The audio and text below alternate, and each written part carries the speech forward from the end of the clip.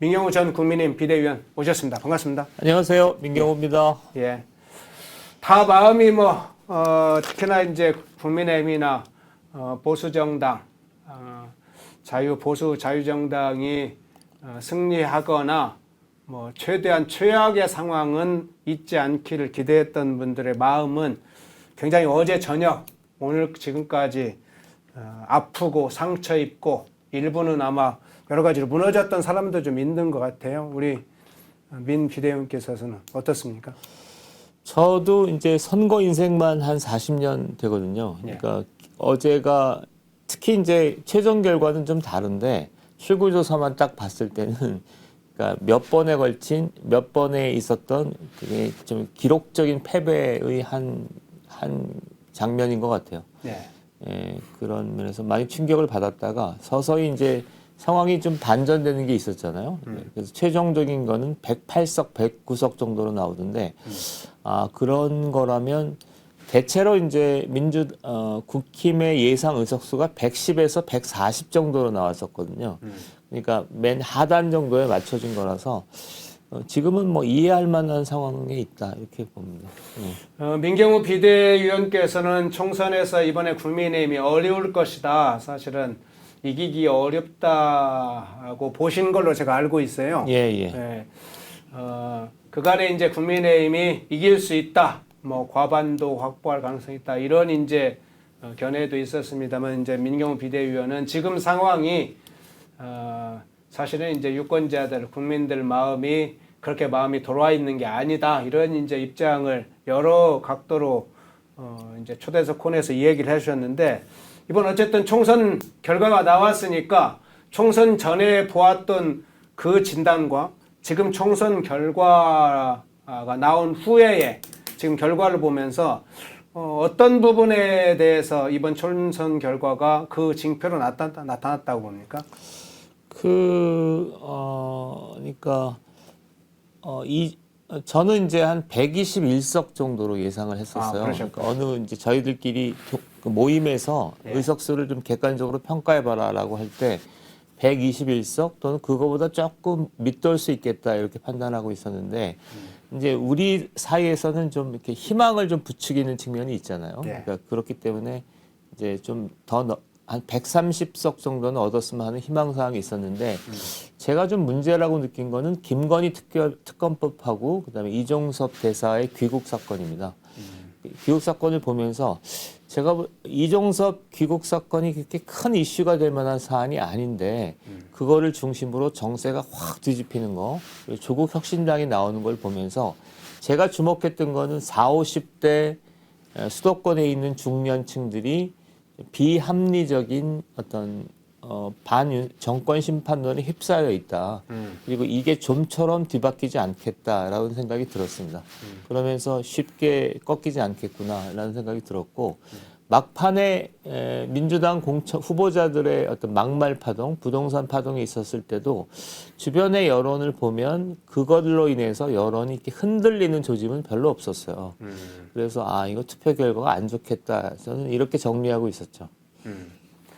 그러면 전체적으로는 그렇게 예상을 하셨는데 유권자들은 결과적으로는 정권 심판에 우선적으로 힘을 실어줬다 이렇게 봐야 되지 않겠습니까? 윤석열 정부가 현재 상태로는 안 된다. 기존에 보여준 여러 가지 모습에서 변화가 필요하다. 따끔하게 혼을 좀 내야겠다. 일부 분들은 굉장히 분노했다. 이런 분 적극적인 야당 지지층도 있습니다만 중도층까지 또 민주당을 싫어하지만 어쨌든 지역구의 민주당 의원들을 밀어준 그 여론 내에는 정부에 대한 상당한 어떤 견제 심리, 심판 심리, 야단치고 싶은 심리, 뭔가 정부가 이런 방식으로 안 된다고 하는 그런 어떤 회초리를 들은 걸로 보는데 아니 저는 그 점에서 약간 의견을 달리합니다. 그 부분에서 있어서는 좀 어떻게 해석하시나요? 저는 그러니까 선거 결과가 나왔다고 해서 그게 정말 모든 것이 합리적인 선거 어떤 민의의 표출이냐 꼭 그렇게만 볼 수는 없거든요. 그러니까 전 세계적으로 봐도 그러니까 유럽에서는 우파 포퓰리즘이 중남미에서는 좌파 포퓰리즘이 기세를 부리고 있잖아요. 예. 그런 것들을 다 미니 어떤 정당한 민의의 표출로 보면 문제가 있는 거죠. 특히 이번 선거는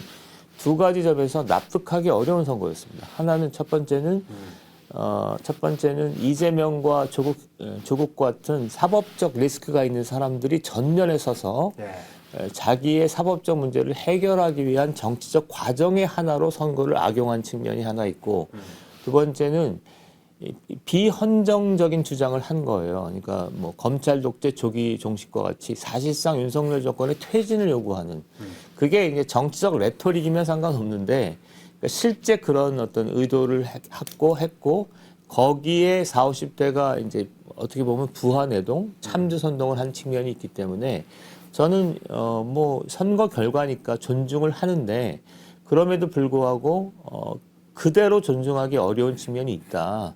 이거를 뭐 윤석열 정부한테 회초리를 들었다, 이렇게 일방적으로 얘기하기 어려운 측면이 있는 것 같아요.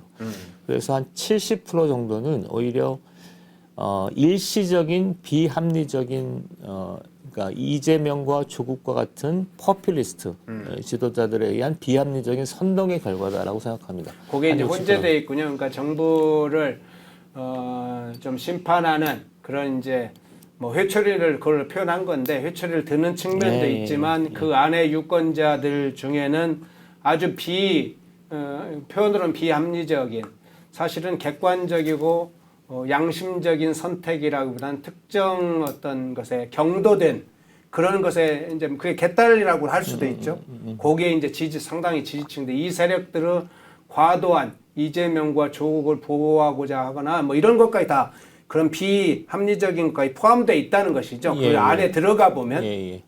그러니까 이재명과 그 조국의 주장이 딱 두 가지로 보이는데, 하나는 특히 조국 씨는 윤석열 정권을 조기 퇴진해야 된다는 거예요. 만약에 우리가 4.10 총선의 결과를 존중한다면 그거에 따르면 윤석열 대통령이 지금 하야해야 되는 거거든요. 근데 그거는 받아들일 수 없는 주장인 것 같고, 그다음에 내면에서 이재명 대표와 조국 대표는 자신들의 사법 리스크를 정치적으로 해결하겠다는, 그러니까 법치주의를 근본에서 부정하는 견해들이 지금 깔려 있잖아요. 그거를 인정할 수는 없잖아요. 그러니까 우리가 존중해야 될 민의가 있고, 그다음에 그거를 존중할 수 없는 또 다른 측면이 있는 거라고 생각합니다. 예. 그러면 이제 그 부분은 한두 개를 더 살펴봐야 되겠는데, 이제 객관적으로 지금 유권자들 선택의 개개인의 이제 선택을 하나하나 확인할 수는 없으니까, 지금 이 시점에서는 나중에 이제 언론사라든가 여러 기관에서 이번 선거 결과에서 어떤 특징들이 좀 나왔다 자세히 이제 분석하는 내용이 나올 텐데, 그러면 실제 유권자들이 그 한 표를 던질 때 어떤 마음이었는지를 여러 가지로 이제 나오겠죠. 그런데 지금 이제 민주당이 21대 총선의 결과와 유사한 정도로 지금 의석수를 획득했단 말이에요. 새로운 미래까지를 하면 189석입니다. 지금 진보 야권이, 좌파 진영이, 그러니까 민주당, 더불어민주연합, 그다음에 조국혁신당, 새로운 미래까지 하면 189석인데, 반대로 이제 국민의힘 같은 경우는 범여권, 국민미래, 뭐 국민의힘 포함해서 109석인데, 어쨌든 승패가 갈라지긴 했지 않습니까? 승패를 갈라지는 그 지점이 어디였을까 하는 상당히 궁금해요. 뭐 여러 가지가 있겠는데, 뭐 아까 쭉 다시 나열한다면, 첫 번째는 비합리적인 정권 심판론이 그야말로 득세를 했다. 이게 그럼 프레임에 민주당이 성공했다는 의미일 수도 있습니까? 저는 그렇게 봅니다. 그리고 정권 심판론 중에서도 좀 그냥 윤석열 정권을 심판하자, 윤석열 정권의 정책 기조를 바꿔라, 이런 수준의 온건한 정권 심판론이 있다면, 지금은 윤석열 정권을 끌어내리자 하는 강경한 정권 심판론이 있는데, 이 강경 사조가 압도를 했다고 생각하고, 두 번째는 국힘도 문제가 있었다고 생각합니다. 어떤 거냐면, 사실은 지난 대선에서는 국힘이 이겼었던 거잖아요. 근데 이겼을 때와 지금을 비교하면 뭐가 결정적으로 달라졌냐면 20, 30대의 득표율이 떨어진 거죠. 그러니까 이 대선 때는 20, 30대가 가세하면서 40, 50대를 포위하는 국면이 발생을 했다면 지금은 20, 30대가 이탈하면서 어떤 연합전선의 한 축이 무너진 거. 그러니까 국힘이 20, 30대 청년층의 어떤 어필할 만한 어떤 자기 면모를 갖추지 못한 게 있었다고 생각하고요. 그 외에 이제 소소한 거는 제가 볼 때는 이제 정당 지지율은 높은데 실제 이제 후보로 들어가면 지역구로 들어가면 좀 지잖아요. 예. 그런 식의 소소한 게 있다고 생각하는데 전체적으로 본다면 정권 심판론이 60%, 그다음에 국힘의 쇄신 부족이 한 30%, 그다음에 그 외에 지역적인 요소가 한 10%이 정도로 구성될 수 있지 않을까 생각합니다. 예. 요인이 이제 여러 가지가 있겠지만 가장 중요하게 지난 대선과 비교해서 대선에서 승리한 것 또는 지방선거에서 승리한 것과 이번 총선에서 국민의힘이 패배한 것과의 비교를 해본다면 2030 세대들의 이탈이 아니라 이탈이겠죠. 예, 이탈, 즉 그 얘기는 윤석열 정부에 대한 기대, 여권에 대한 기대에 대해서 등을 돌렸다. 2030 세대가. 그리고 이번에 투표를 하지 않고 투표를 했던 상당수는 민주당을 오히려 찍었다. 이렇게 봐야 되는 가장 중요한 요인으로 뽑을 수 있다. 이렇게 보시는 건가요? 여권에서 이탈했다기보다는 저는 이번 총선 전체에서 이탈했다고 생각합니다. 그러니까 뭐냐면 조국 혁신당이 돌풍을 일으켰는데 조국 혁신당에 대한 지지율이 20대가 낮거든요. 예. 그게 있고 그다음에 20, 30대가 정권에 대해서 그러니까 여당에 대해서도 약간 문제를 제기한 측면이 있고 전체적으로 투표율이 낮기 때문에 그러니까 이번 선거는 50대들의 잔치다. 50대들의 잔치라고 생각하고 애초에 민주당은 20대를 끌어들이는 유인 자체가 작았었는데 그걸 여당이 해줘야 되는데 여당이 그걸 방치함으로 인해서 그 전체적으로 보면 저는 여당을 심판했다고 생각하지 않습니다. 그러니까 전체적으로 50대들의 잔치였다 이렇게 생각합니다. 50대의 잔치였다. 4050의 포괄적으로는 잔치였다. 그러면 보수층, 범보수층이 이번에 선거에서는 결집했다고는 봅니까? 아니면 보수층 내부도 교란이 있었다고 봅니까? 보수층의 교란은 많이 생각을 했었던 건데 우리가 여러 가지 징후를 보면 보수층의 결집이 이루어진 걸로 보입니다. 첫 번째는 그러니까 부산, 경남 쪽의 선거는 이겼잖아요. 대부분 그렇죠. 다. 그 경북 쪽도 물론 당연하고 그다음에 두 번째 사전 투표율이 보수적 투표가 많았던 거. 네. 그다음에 세 번째는 뭐 몇 군데 선거구 가령 장해찬 씨가 했던 선거구에서 정현우 후보가 당선됐다랄지 이런 것들을 보면 보수층의 결집은 충분히 이루어진 걸로 저는 봅니다. 그 정도면 그러니까 중도 확장성이 부족했던 거지. 보수층은 후반에 가면서 결집을 하면서 더 극적인 추락을 막았다 이렇게 생각합니다. 예. 마침 이제 사전 투표를 해주셨으니까 이야기를 했으니까 이번에 이제 국민의힘은 사전 투표에 상당히 전력을 쏟았지 않습니까? 사전 투표를 하면 오히려 이긴다 뭐 이런 이야기까지 했죠. 근데 지난 총선이나 대선 때도 보니까 사전 투표가 높은 지역이 국민의힘 쪽에 지지자들이 많으면 사실 실제로도 이긴 결과들이 많더라고요. 예. 근데 이번에도 개표 과정을 제가 쭉 봤는데 지난 21대 총선까지만 하더라도 그러니까 본투표를 되게 먼저 개표를 하지 않습니까? 그리고 사전 투표를 이제 나중에 개표하는 경우들이 많은데 나중에 사전 투표를 까면서 21대 총선에서는 앞서고 있던 보수 정당 후보가 뒤집히는 경우가 많았는데 오히려 이번에는 약간 뭐 0. 몇 프로, 뭐 1, 2% 밀리다가 사전 투표를 까면서 뒤집는 국민의힘 후보들이 된 그 몇 군데가 있더라고. 제가 보니까 조정은 후보 지역도 그렇고 뭐 이렇게 몇 개 지역이 있어요. 그 얘기는 사전 투표에 대해서 좀 새로운 시각을 오히려 그간에 주장하거나 생각해왔던 부정적인 것보다 사전 투표를 새롭게 생각해본 일반 그냥 투표와 동일하게 생각해 볼 문제 아니냐. 오히려 반대 경우죠. 그러니까 사전 투표 이거 데이터가 나와 있는데요. 그러니까 60대가 한 23% 정도 그러니까 사전 투표를 한 것으로 돼 있습니다. 그러니까 국힘이 공식적으로 사전 투표를 할 것을 요청을 하면서 그러니까 보수 진영이 사전 투표에 많이 결집을 했던 걸로 보이고 어제 개표 과정에서도 출구 조사에는 좀 상당히 안 좋았는데 결과가 초반에 사전 투표를 먼저 까거든요. 초반 얼마까지는 제가 그렇게 알고 있습니다. 그런데 그럴 때는 국힘이 리드를 했었던 거를 여러 가지를 고려하면 국힘 지도부의 사전 투표를 해달라는 요청에 부응해서 보수 세력이 사전 투표에 몰리면서 몰렸다 이렇게 볼 수 있죠. 사전 투표가 결과적으로는 전체 이제 선거에 있어서 그게 다른 의미로 해서 아니라 이제 일반적으로 투표를 많이 하는 층이 결과적으로는 이기는 거구나 이렇게 이제 데이터가로 확인이 된다는 것이죠. 예. 자, 그러면 이제 뭐 여러 내용도 있습니다만 제3지대 이야기도 평가를 좀 해봐야 될 텐데 지금 이제 조국 혁신당은 그걸 제3지대 정당이라고 표현해야 할지 모르겠어요. 전통적으로 지금 우리가 그 안에 제3지대 정당을 하면 주로는 개혁신당, 새로운 미래 이쪽이었는데 뭐 그거 포함해서 제3지대 정당 문제는 어떻게 보고 계세요? 3지대는 전체적으로 3지대가 사실상 사라진 거죠. 그러니까 좀 군소 정당부터 얘기하면 녹색 정의당은 이제 한석도 못 얻는 걸로 돼 있고 자유통일당도 이제 그런 걸로 돼 있고요. 그다음에 세 번째는 이제 개혁신당의 경우 이준석 대표가 극적으로 회생을 했고 비례 의석도 몇 개 가져간 걸로 돼 있고 새로운 미래는 운이 좋았던 거죠. 김종민 후보가 논산인가에서 승리를 했고 이런 거라서 그런데 전체적으로 보면 제3지대는 거의 어떤 여지가 좀 없었다 이렇게 볼 수 있고 조국 혁신당을 제3지대로 볼 수 있는지 좀 의심스럽습니다. 사실은 여야 구도죠. 이건 양당 구도로 봅니다. 조국 혁신당은 두 가지 선택지가 있어 보이는데 하나는 조국 혁신당의 급진적인 구호, 이를테면 조기에 종식하자.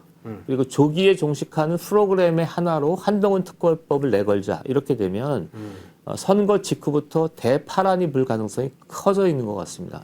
그런 게 하나 있고 두 번째는 조국 혁신당과 민주당의 관계 설정이 또 문제일 걸로 보이는데 막판에 문재인 대통령이 등판을 하면서 결국 조국 혁신당이 약간 친문 성향이 있는 거잖아요. 예. 그러니까 친문과 친명 사이의 권력 투쟁의 차원에서 조국 혁신당이 굉장히 중요한 변수가 되겠죠. 그러니까 전체적으로 보면 제3지대는 거의 이번 선거에서는 존립할 여지가 없었다 이렇게 보고 조국 혁신당은 제3지대로 보기 어려운 것 같습니다. 예. 이 문제 하나만 더 제가 문득 떠올라서 한번 여쭤볼게요. 윤석열 대통령이 지난 2022년도에 대통령으로 당선되었을 때 사실은 이제 문재인 정부에 대한 심판 선거, 정권 교체 의지가 굉장히 국민들에게 컸다. 그 결과적으로는 윤석열 후보의 문제도 있지만 국민들이 정권을 좀 바꿔야 되겠다 하는 게 지난 총선에서의 정권 교체로 이루어진 게 아닌가 이런 이제 평가를 저는 하고 있는데 이번 총선을 작년 저는 이제 한 8, 9월부터 특히 강서구청장 이후에 보면서 야 정권 심판과 정권 안정론이 이렇게 붙어가면 정권 심판은 55대 한 60% 정도 나오고 정권 안정론 또는 윤석열 대통령 국정 운영 지지가 한 35% 정도 나오면 이 싸움 굉장히 자체로 누가 나와도 어렵겠다 이렇게 생각을 계속 해왔단 말이죠. 근데 정말 이제 예상치 못한 상황이 한동훈 비대위원장이 나오면서 2월 중말까지 정권 심판 프레임을 바꿀 수도 있겠구나. 윤석열 대 뭐 이렇게 이재명 구도가 한동훈 이동 이렇게 이런 기대를 했고 상당 부분 새로운 변화가 일어나는 상황 시기도 있었는데 그런데 중간에 정부와 관련된 좀 악재가 터지니까 다시 정권 심판으로 짧은 시간에 좀 국민들이 돌아가 버렸어요. 근데 그러니까 본질적으로 사람들의 심리가 이렇게 생각이 바뀐 게 아니라 일시적으로 여러 가지 것들에 한동훈에 대한 기대랄까 이렇게 하는 여러 가지 행동이 좀 관심을 갖다가 너무 깊은 넓게 퍼있는 정권 심판에 대한 의지를 원래 애초부터 넘기 쉽지 않았던 객관적 상황이 있었던 게 아닌가 하는 것에 대해서는 어떻게 생각하세요? 저는 거의 90% 이상 동의하는 편입니다. 이번 선거는 어떤 세팅된 흔히 이제 지판이라고 하잖아요. 어떤 판 위에서 벌어진 게임이다라고 생각하는데 그러니까 55대 35. 그러니까 정권 심판론이 한 55. 그다음에 정권 안정론이 한 35인 집판 위에서 벌어진 현상인데 이거를 바꿀 수 있는 계기가 몇 개 있었던 것 같아요. 하나는 한동훈 위원장이 등판을 하면서 제가 본 데는 20, 30대를 과감하게 끌어당길 수 있었으면 좀 바뀔 수 있는 여지가 있었는데 솔직히 말하면 사람 많은 지지와 환호를 받기는 했지만 20, 30대를 끌어들이는 구조적인 변화까지는 만들어내지 못했다. 이런 생각이 하나 있고요. 그다음에 또 하나 아쉬운 거는 그러니까 한동훈 위원장이 그 상황을 주도할 때 이제 정권 심판론이 좀 빠져 있었어요. 잠깐 일시적으로 이탈해 있었는데 이게 이제 조국 혁신당이 나오면서 더 강한 형태로 이제 불을 질러버린 거라서 그런 몇 가지 요인이 있고 그다음에 이종섭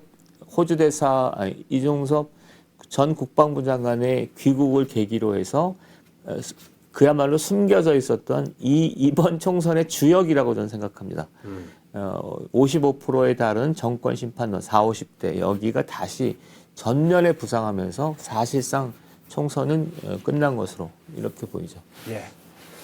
정권 심판론 문제만 중요한 건 아니죠. 이제 국민의힘도 자체 문제가 있었기 때문에 여러 문제가 있을 텐데 이제 공천과 전략부재 문제도 이야기가 나올 수밖에 없는데요. 이제 공천과 관련된 문제에 대한 좀 상세한 문제도 있겠지만 전략부재 문제와 관련해서는 저는 이제 운동권 심판, 2조 심판 이게 실패한 것인지에 관해서는 좀 의문이 있어요.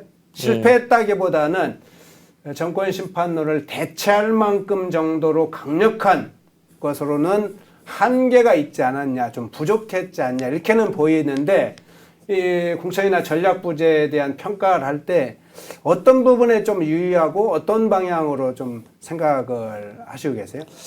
운동권 심판, 2조 심판은 역시 지금 얘기대로 필요했는데 부족했다고 생각합니다. 2조 심판의 경우 사실은 2조 심판을 내걸지 않을 방법이 없거든요. 왜냐하면 저쪽이 워낙 막 나갔기 때문에 2조 심판을 내거는 건 필요했는데 근데 선거 공학적으로 정권 심판론과 2조 심판론이 부딪히게 되면 정권 심판론이 우세할 수밖에 없다라고 생각을 했고 그러니까 2조 심판의 내용적인 측면은 뭐 민생이랄지 그다음에 이런 것들을 다채롭게 20, 30대에 대한 공약이랄지 이런 걸 다채롭게 챙기면서 포위에 들어갔어야 된다고 생각해요.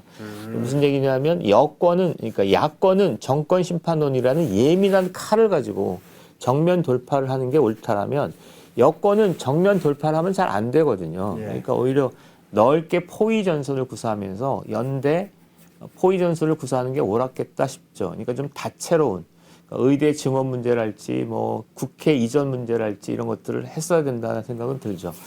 운동권 총선 문제는 저는 뭐 개인적으로 고민이 많은데 나중에 기회가 되면 자세히 얘기할 기회가 있을 것 같습니다. 예. 아까 지적해 주신 분의 다시 뼈아프게 좀 다가오네요. 2030. 저희가 전략적인 이 얘기를 할 때 가장 중요하게 만일 선거 전략으로 핵심적으로 뭘 해야 되냐라고 항상 얘기할 때 그 얘기를 반복적으로 얘기했거든요. 국민의힘은 특히 이제 2030 중에 남성에 완전히 올인해야 된다. 거기에다 전략, 필요한 공약 이런 걸 2030 남성에 올인해서 그 사람들의 마음을 얻어서 그 사람들이 투표장에 오면 이긴다. 그것에 실패하면 이기지 못한다. 결국 근데 아까 이제 이야기도 그런 의미하고는 비슷한 것 같네요. 저는 그렇게 생각합니다. 그 운동권 심판론이 초기에 이제 한동훈 위원장이 걸면서 나름대로 지지를 받았어요, 사실은. 느슨한 지지로 보이긴 하는데 국민들 중에 한 50% 정도는 지지를 했었거든요. 근데 어느 시점에선가 운동권 청산이라는 구호를 갖고는 약발이 잘 안 먹히는 상황이 됐거든요. 그리고 이제 친명 공천 국면에 접어들었을 때는 범여의 어떤 노선과 어떤 기조가 좀 모호해지는 그런 양상이었고, 그다음에 이종섭 전 국방부 장관이 들어오면서부터는 대책 없이 막 휩쓸려간 측면이 있는데, 바로 그 시점에서 20, 30대 청년 중시론이 제기가 됐었거든요. 그런데 그 20대 청년 중시론으로 가기보다는 제가 볼 때는 범죄 심판론으로 갔습니다. 범죄 심판론이라는 게 이제 조국은 범죄자다 뭐 이런 식으로 갔는데 그게 뭐 원칙적으로 필요한 입장이긴 했지만 그걸로는 표를 동원하는데 좀 역부족이었던 걸로 생각합니다. 예. 이 부분도 하나 좀 살펴봐야겠네요. 저희가 이제 그냥 마음 편하기 위해서 안위하려고 이 얘기를 드리는 건 아니고, 실제로 어제 저녁에 KBS 출구 조사에서도 그렇고 그 전에에서도 100석을 못 넘을 수 있다. 이게 며칠 전부터 있었잖아요. 그래서 개헌저지선 문제는 최소한 좀 국민들이 유권자들이 100석 이상은 좀 100석 정도는 국민의힘에 모아달라, 힘을 모아달라 범 여권에 그랬는데 부산에서 부산 17석, 국민의힘이 17석, 민주당이 한 석이거든요. 부산만 보면요, 18석 중에. 근데 실제로 그러면 불경 중에 특히 부산 지역이 개헌저지선에 실제로 역할을 했다 이렇게 지금 의미를 좀 부여하기도 하는데 낙동강 전선을 지켰다. 그 부분에 관해서는 어떻게 생각하세요? 그렇게 생각합니다. 그러니까 우리가 막판에 지금 반도체 벨트, 낙동강 벨트, 한강 벨트 이런 얘기를 했었잖아요. 네. 근데 반도체 벨트는 지금 참패를 한 것으로 보이고 한강 벨트도 비록 그 의석수는 좀 많이 졌지만 상당히 선전한 것으로 보이거든요. 그리고 낙동강 벨트는 많이 이겼고 그걸 보면 저는 막판에 보수 진영의 대결집이 결과적으로 개헌저지선을 이거를 저지했다 이렇게 생각됩니다. 보수 세력이 상당히 자긍심을 가질 만합니다. 그러니까 너무 이렇게 우리가 예상보다 의석수가 작아서 좀 패배감 이런 것들이 많을 것 같긴 한데 100석과 그 다음에 110석은 너무나 큰 차이가 있거든요. 개헌저지선이라는 이름하에. 그리고 개헌저지선을 구축하는 데 있어서 낙동강 벨트를 중심으로 한 보수 세력의 결집은 매우 중요한 역할을 했다. 이렇게 자긍심을 가질만 하고 단 그것만으로는 부족하다. 이런 판단이 가능할 것 같습니다. 그러니까 조금 더 20, 30대를 동원했다면 서울에서 지금 불과 몇 표 차이로 뒤집힌 게 많아요. 그러니까 그렇죠. 거기서만 뒤집었어도 120석 같은 거는 뭐 충분히 가능했던 숫자죠. 예. 황희하고 구자룡이 붙었던 데는 1.6% 차이니까 몇백 차이에 불과하죠. 예, 그리고 박용찬 후보는 아예 1%밖에 차이 안 나요. 김민석하고. 그러니까 아주 근소한 깻잎 진짜 한 장도 안 되는 그런 정도 차이에 깻잎 한 장. 한 장 정도 표현하는 게 맞나요? 예, 논님, 훈님, 송포연님 고맙습니다. 예, 자연스럽게 이제 한두 가지 그러면 향후에 일단 윤석열 정부의 닥칠 상황, 특히나 이제 의대 정원 문제를 반복적으로 예전에도 좀 이야기를 해주셨는데 앞서 이제 정영신 변호사님한테도 이렇게 여쭤봤어요. 윤석열 정부의 닥칠 상황, 대통령 탄핵 문제, 최상병 문제, 김건희 여사 특검법 문제, 뭐 지금 얘기했던 의대 정원 문제 여러 가지 문제들이 닥쳐올 거다. 그리고 당장 민주당에서 개원을 하게 되면 아마 입법 폭주가 일어나지 않을까. 또 예상 그런 분들도 그런 주장도 있는데 일단 그 상황, 일단 닥쳐올 상황을 어떤 것이 먼저 좀 떠오르세요? 지금 저는 이제 저쪽도 그러니까 두 가지를 구분해야 합니다. 그러니까 윤석열 정권을 심판했다는 게 연성이 하나 있고 경성이 하나 있거든요. 연성이라는 건 말은 윤석열 정권을 심판하자고 하면서 실제로는 정책 좀 바꿔줬으면 좋겠어. 기조 좀 바꿔줬으면 좋겠어. 윤석열 대통령이 뭐 이재명 대표를 한번 만나줬으면 좋겠어. 협치했으면 좋겠어.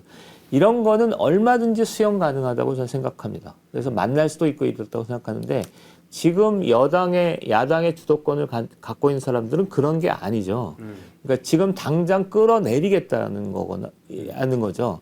그리고 그런 것들을 위한 수순을 밟을 거라고 생각합니다. 그래서 제가 볼 땐 최상병 문제나 뭐 양평 문제나 뭐 김건희 특별법, 한건희 특별법 말도 안 되는 얘기들을 이제 툭툭 던질 텐데 그거 던지는 거는 암수가 있잖아요. 그러니까 그것만으로 그거를 규명하자는 게 아니라 윤석열 탄핵으로 가는 징검다리 같은 역할을 할 거잖아요.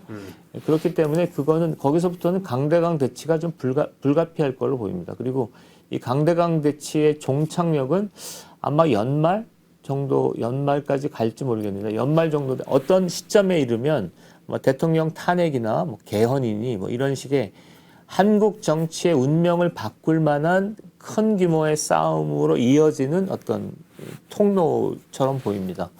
그래서 그 시나리오를 염두에 두고 정치적 행보를 하는 게 필요하겠다 이렇게 생각합니다. 예. 제 양가의 마지막 질문을 그러면 이 질문을 좀 드릴게요. 이재명의 경우에 지금 재판이 4월의 경우에만 해도 5개인가요? 6개 지금 아직도 남아있다고 그래요? 이번 달에만 해도 재판을 해야 될 게. 계속 이제 재판이 늘어나겠죠? 조국의 경우에는 6월 넘어서면 한 7월 정도면 최종적으로 대부분 7, 8월 정도면 최종 선고를 하지 않겠습니까?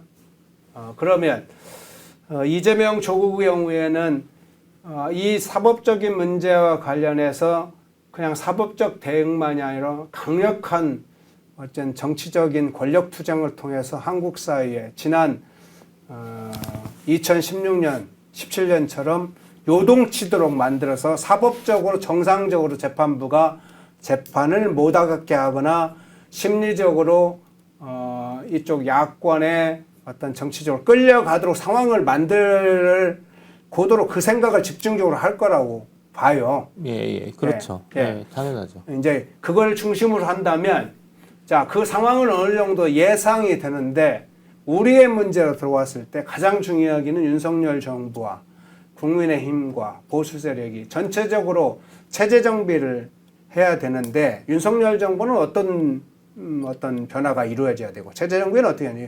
기준점 같은 걸 조금 제시해 준다면요?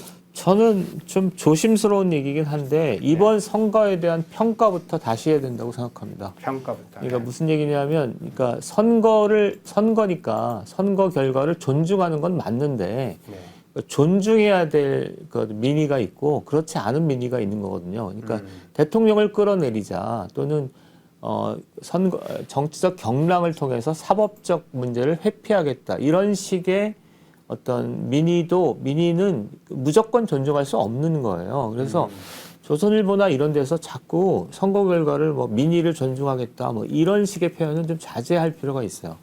그리고 그러니까 선거 결과를 존중하는데, 그러니까 이를테면 그런 한국의 이번 선거가 그런 불합리한 어떤 비정상적인 흐름의 연장선에 있다는 걸 판단하고 좀 태세를 정비할 필요가 있습니다. 이건 싸울 수밖에 없다. 앞으로 우리가 태세를 정비하고 입장을 바로 세울 수밖에 없다. 이게 좀 필요할 것 같아요. 그래서 저쪽은 막 이제 뭐 한동훈 특검법이니 막 최상병 특검법이니 막 들이미는데 내부의 어떤 문제를 수습한 문제를 우리 쪽 내부의 문제로 몰고 가는 거는 별로 이렇게 옳지 않다. 일단 좀 싸워야 된다. 그 태세를 빨리 시급히 정비하고 싸워야 된다. 이게 첫 번째이고요. 두 번째는 대통령이 어려운 처지에 몰릴 거로 좀 봅니다. 대통령이 잘못한 측면이 많이 있겠죠. 그러나 대통령이 상당히 어려운 처지에 몰릴 걸로 보이지만 어쩔 수 없죠. 지금 상태가 대통령과 어떤 거대 야당과의 건고일척의 싸움이기 때문에 대통령이 입장을 바로 세우고 잘 대처를 하시기를 바라고, 현실적으로는 국회 대응이 매우 중요할 거로 봅니다. 국회에서 지금 두 가지가 있는 거죠. 하나는 범여권은 시급하게 태세를 정비해서 두 가지를 해야 되는 거죠. 하나는 거대 야당과의 투쟁을 위한 전열 정비가 아주 시급히 이루어져야 된다. 이게 하나 있고, 두 번째는 이번 선거에서 잘못했던 점이 있기 때문에 대대적인 혁신을 통해서 국힘을 매력적인 정당으로 바꿔줘야 된다. 이게 국힘한테 요구되는 바이고, 범야권은 아마도 범야권 내에서 이재명 세력과 조국 세력 간에 어쨌든 이제 승자들은 항상 내부 분란에 휩싸이기 마련이니까 그런 내부 분란을 이제 주목해야 된다, 이런 생각이 있고요. 네 번째는 이런 정도 되면 시민사회 역할도 꽤 커 보입니다. 정치권이 할 수 있는 일이 제한돼 있기 때문에 시민사회에서 나름대로 태세를 정비하고 역량을 할 필요가 있겠다 싶습니다. 그리고 이제 한 가지만 더 얘기를 하면 예. 첫 번째 연장선에서 첫 번째가 뭐냐면 선거를 그러니까 시급히 태세를 정비하고 좀 투쟁 태세를 갖춰야 된다라는 차원에서 저는 김준혁 씨하고 양문석 씨 문제는 선거 끝나도 문제를 제기할 필요가 있다고 생각해요. 왜냐하면 세상에 양문석 씨의 개인 비리나 뭐 이런 게 문제가 아니라 저 정도 비리가 났는데도 불구하고 정말 이게 민의잖아요. 민의를 거부하고 계속 민주당의 공천을 받고 후보가 되기까지 한 거는 민주당의 책임을 물어야 된다고 생각합니다. 그래서 양문석 사법 처리, 사법적 대상이잖아요. 두 번째 김준혁 씨는 아마 우리나라 막말 역사상 최악의 막말이잖아요. 근데 지금 선거에서 당선이 됐기 때문에 당선이 된 것과 무관하게 그러니까 의원직 사퇴 같은 걸 요구하는 싸움 같은 걸 좀 버리는 게 어떨까 이렇게 생각합니다. 그래서 이번 선거가 원천적으로 틀렸다. 원천적으로 틀린 측면이 있다라는 걸 얘기할 필요가 있겠다고 생각합니다. 예.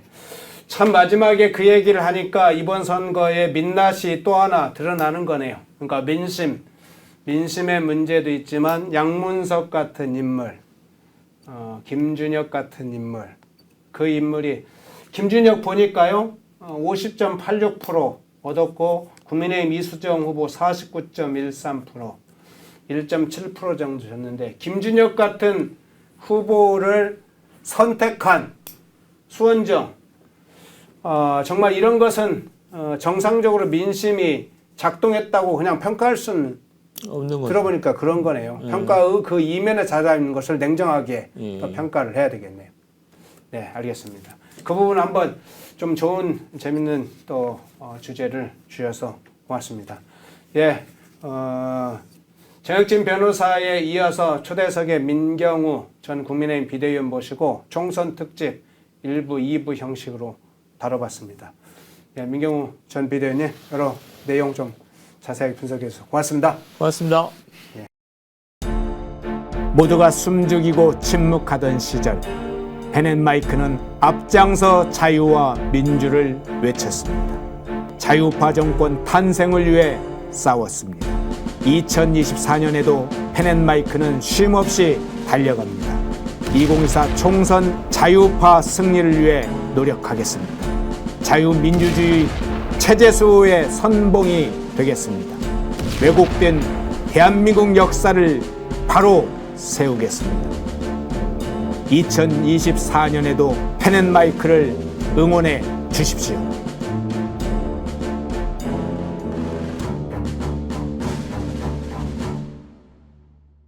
인터넷 검색창에 펜앤마켓을 검색해주세요. 펜앤마켓은 펜앤드마이크 구독자분들을 위한 종합 쇼핑몰로 좋은 상품으로 온라인 최저가를 목표로 하는 마켓입니다.